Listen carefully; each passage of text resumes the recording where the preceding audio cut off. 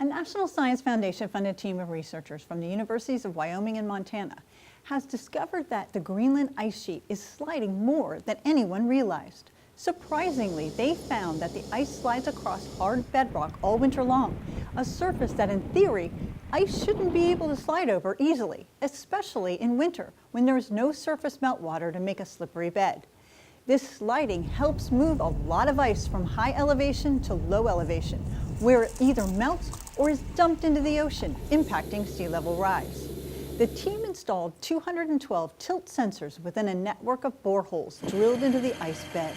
The sensors allowed them to observe changes in the shape of the ice sheet and sliding movement. The researchers hope to improve the accuracy of ice sheet models as they try to predict future loss of ice from Greenland.